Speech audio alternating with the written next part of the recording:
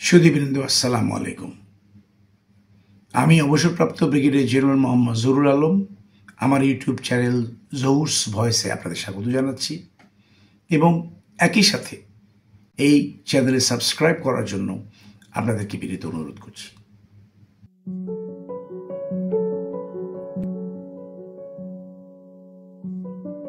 কোন পথে চলছে জিয়ার বিএনপি?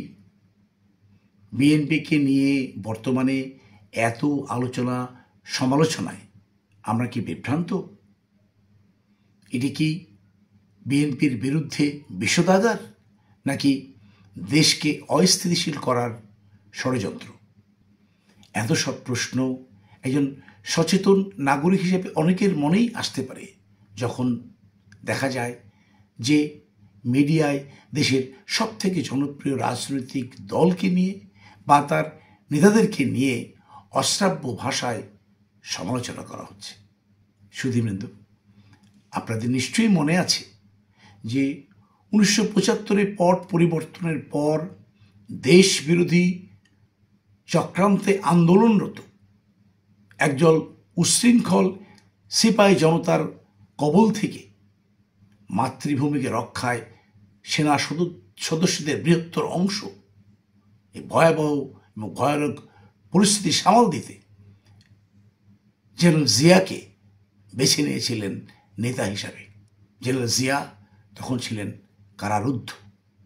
আওয়ামী লীগের দুঃশাসন থেকে মুক্ত হলেও দেশ তখনও ষড়যন্ত্রমুক্ত হয়নি। রাষ্ট্রবিরোধিতা নানা রকম চক্রান্তে লিপ্ত ছিল। দেশে বিরাজ করছিল এক ভয়ানক অরাজক পরিস্থিতি। জেনারেল জিয়া সেই ভয়ানক পরিস্থিতি থেকে দেশকে রাহমুক্ত করে সঠিক পথে পরিচালনা করেছিলেন। তিনি প্রথমে হলেন সেনাপ্রধান, পরবর্তীতে প্রধান সামরিক আইন প্রশাসক এবং সবশেষে রাষ্ট্রপ্রধান। গণতন্ত্রের প্রতি শ্রদ্ধাশীল এই নেতা সামরিক গণ্ডি থেকে বেরিয়ে গড়ে তুলেছিলেন বাংলাদেশ জাতীয়তাবাদী দল বা বিএনপি। নিঃসন্দেহে জেনারেল জিয়া ছিলেন নির্ভেজাল একজন দেশপ্রেমিক এবং স্বাধীনতা ও সার্বভৌমত্ব রক্ষায় আত্মত্যাগী একজন সামরিক অফিসার। আমৃত্যু তিনি কাজ করে গেছেন ভারতীয় আধিপত্যবাদের বিরুদ্ধে। তার মৃত্যুর পর দলের নেতৃত্ব গ্রহণ করে জনগণের রায় নিয়ে দীর্ঘদিন দেশ পরিচালনা করেছেন তাঁরই স্ত্রী বেগম খালেদা জিয়া। সেই দল বা তার নেতৃবর্গের বিরুদ্ধে এমন কোনো অভিযোগ আছে কি যে তারা ভারতের আধিপত্যবাদকে প্রশ্রয় দিয়েছে? কখনো ভারতের সাথে দেশের স্বার্থ বিরোধী কোনো চুক্তি করেছে? দেশের রাজপথ, রেলপথ, আকাশপথ এবং সমুদ্র বন্দরকে ভারত কর্তৃক নির্বিঘ্নে ব্যবহারের জন্য অসম কোনো চুক্তি করেছে? বাংলাদেশ ভারত সম্পর্ককে স্বামী স্ত্রীর সম্পর্ক বলে প্রচারণা করেছে? দেশের শাসন ব্যবস্থাকে দিল্লির পদলেহী করে তুলেছে? না, এর কোনোটাই বিএনপি করেনি। তাহলে বিএনপিকে ভারতপন্থী বা তার নেতা নেত্রীদেরকে ভারতের অনুচর বা চর বলা মোটেও সমীচীন নয়। অথচ মিডিয়ায় কিছু সিনিয়র নেতাদের নিয়ে প্রচারণা চালানো হচ্ছে যা না মিডিয়ার ভাষা, না ভাব আদান প্রদানের ভাষা। বিষয়টি অত্যন্ত উদ্বেগজনক। উদাহরণস্বরূপ, মির্জা ফখরুলের মতো একজন সজ্জন নেতা, যিনি দলের সাধারণ সম্পাদক, এবং মির্জা আব্বাস এর মতো একজন সিনিয়র রাজনীতিককে অশ্রাব্য ও কুৎসিত ভাষায় গালিগালাজ করার ঘটনাও আমরা মিডিয়ায় প্রত্যক্ষ করেছি। মির্জা ফখরুল অত্যন্ত ভদ্র ভাষায় একটু আক্ষেপ করেছেন মাত্র। মির্জা আব্বাস কিছুটা প্রতিক্রিয়া দেখালে পরিস্থিতি আরও নিম্নমুখী হয়েছে, যা মোটেও প্রত্যাশিত নয় এবং অত্যন্ত দুঃখজনক।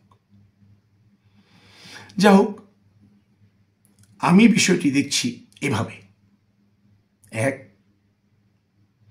বিএনপি দেশের সবথেকে জনপ্রিয় রাজনৈতিক দল। তাতে কোনো সন্দেহ নেই। 2, জিয়ার আদর্শে পরিচালিত দলটি কখনোই ভারতের আধিপত্যবাদকে সহ্য করেনি এবং ভবিষ্যতে করবে না। 3, দেশের সার্বভৌমত্ব বিরোধী কোনো কাজ বিএনপি কর্তৃক করা সম্ভব নয়। 4, বিএনপি খুব ভালো করে জানে যে ভারতকে তোষণ করে বা তাদের পদলেহন করে বাংলাদেশের ক্ষমতায় টিকে থাকা সম্ভব নয়। জুলাই আন্দোলনের ফলশ্রুতিতে দেশের ছাত্র জনতা এখন অনেক বেশি সচেতন এবং প্রতিবাদমুখী। 5, ভারতের স্বার্থ রক্ষার বদলে ভারতের স্বার্থ রক্ষায় কাজ করলে আওয়ামী লীগের চেয়েও নিকৃষ্ট পরিণতি ভোগ করতে হবে, এটা বিএনপি খুব ভালো করে জানে। 6, তাছাড়া বিএনপির নেতারাও বোধ করি খুব ভালোভাবে উপলব্ধি করেন যে তারা দেশের বদলে ভারতের স্বার্থ রক্ষাকারী কোনো কাজ করলে বা করার পদক্ষেপ গ্রহণ করলে কেবল দলের কাছেই নয়, দেশের মানুষের কাছেও তাদেরকে অত্যন্ত অপান্তেয় হিসেবে পরিগণিত হতে হবে। 7, বিএনপি জিয়ার গড়া দল এবং জিয়ার আদর্শ নিয়েই আজও পরিচালিত হচ্ছে। এই দলকে নেতৃত্ব দিচ্ছেন বেগম খালেদা জিয়া এবং তার সুযোগ্য পুত্র তারেক রহমান ভারপ্রাপ্ত চেয়ারম্যান হিসেবে। সুতরাং জিয়ার আদর্শ থেকে বিচ্যুত হওয়ার কোনো সুযোগ এই দলের নাই। এবং সবশেষে বিএনপির বিরুদ্ধে এমন অপপ্রচার কোন ষড়যন্ত্রের অংশ বলেই আমি মনে করি। সুধীবৃন্দ, অশ্রাব্য ভাষায় গালিগালাজ করা বা করলে কোনো সমস্যার সমাধান হয় না। কারোর বিরুদ্ধে যদি কোনো অভিযোগ থাকে তাহলে নির্দিষ্ট প্রমাণসহ তা সরকারের সংশ্লিষ্ট দপ্তরে উপস্থাপন করুন। সরকার প্রয়োজনে তা বিশ্লেষণ করবে, প্রয়োজনে তদন্ত করবে এবং যথাযথ পদক্ষেপ গ্রহণ করবে। আসুন আমরা মিডিয়াকে কলুষমুক্ত রাখি। আমরা মার্জিত ভাষায় সকল ধরনের প্রতিবাদ, বিশ্লেষণ, আলোচনা, সমালোচনা, উপদেশ এবং নির্দেশনা প্রদান করতেই পারি এবং সেই কালচারটাই আমরা বজায় রাখি। নিজেকে কোনো ষড়যন্ত্রের অংশীদার হিসেবে আখ্যায়িত করার সুযোগ থেকে দূরে থাকাটাই শ্রেয়। সবাই ভালো থাকবেন। আল্লাহ হাফেজ।